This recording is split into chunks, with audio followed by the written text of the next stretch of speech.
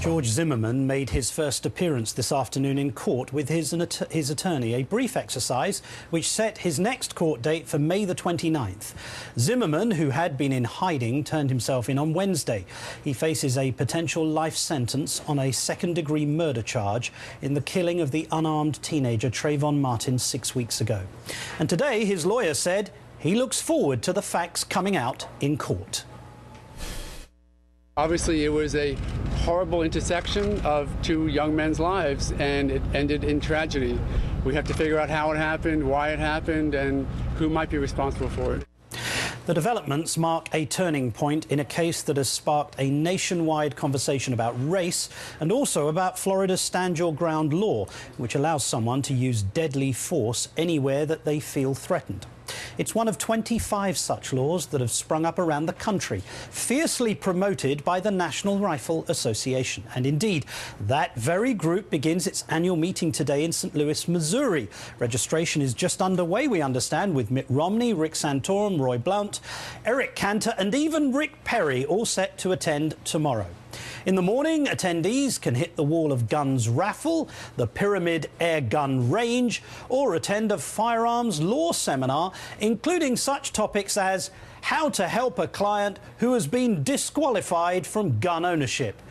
Perhaps someone could give Zimmerman's attorney some notes, as we've learned his concealed weapon permit has been automatically suspended. With me now here in New York is Jamie Floyd, an attorney and managing editor of the Global Game World Report.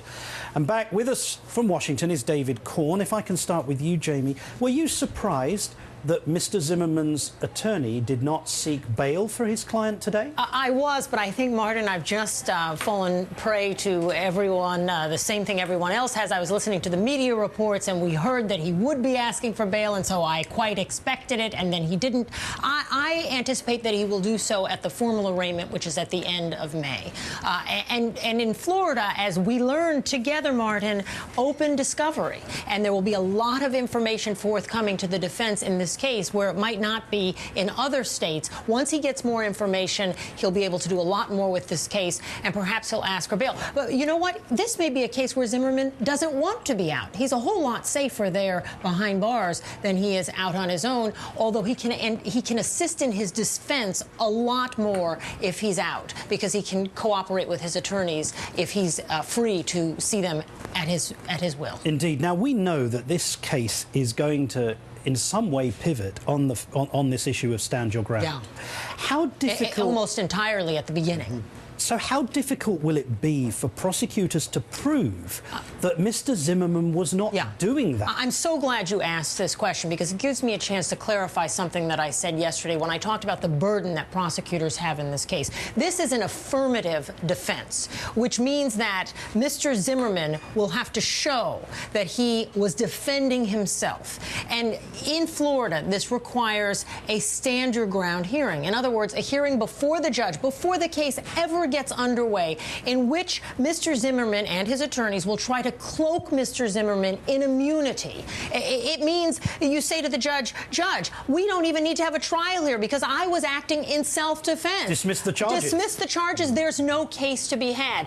Now, he may or may not win that motion, but if he does not win and we go to trial, that doesn't mean prosecutors are freed from this burden. Self-defense continues to come up even if there's a jury in the box. Right. It will always be an issue in this case. David, many people across America are calling for the repeal of Florida's stand your ground law and hoping to repeal them in other states. As we said earlier, something like 26 of them exist. Yeah. But repealing a law that is strongly backed by the NRA, I dare to say it is almost impossible, isn't it? Well, the NRA is this gigantic political force within our nation, within our culture. And they've been out there, you know, working on the state level on this front and a lot of other fronts in terms of getting guns back into the hands of people who have lost their rights to own guns. As you just talked about earlier, that's one of the seminars at the NRA convention. We see them often, every couple of years when there's a big fight in Congress over, say, the assault weapons ban ban or cop killing bullets. You know, they've lost a lot of those in the 90s during the Bill Clinton years.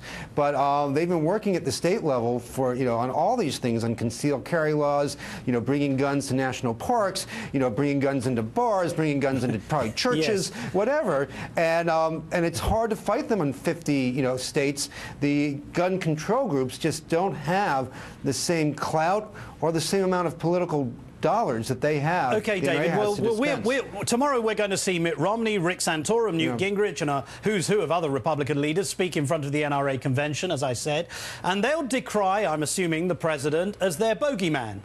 Well, yes. I mean, and yet the reality is, you and I know this president has done absolutely nothing in relation to guns. Right. I mean, I tell you, I get an email a day or every other day from some right-wing group saying that Barack Obama is just a nanosecond away from taking your gun from you.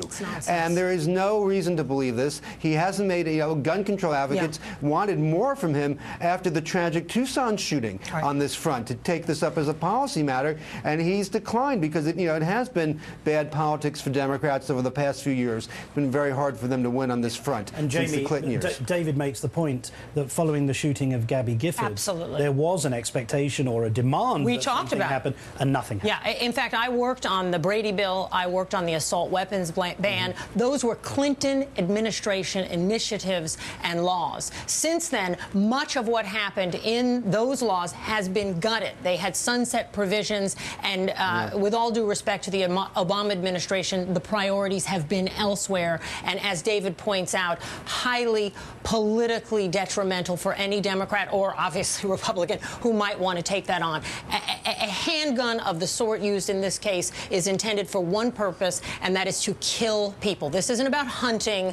This is unless you're hunting people. And so it is incredible to me that they're having this convention in the midst of this nationally discussed tragedy of Trayvon Martin. And I do wonder what they'll be saying tomorrow, Martin. Look at the Gabby Giffords case. You know, one reason he killed, you know, the people he killed and almost killed her was that it's Standard Magazine, which is not used again for hunting. It's a gun nut's preferred choice of ammo. And yet we couldn't really have much of a debate over even legislating the sales of those. David Corn and Jamie Floyd, thank you so much for your expertise.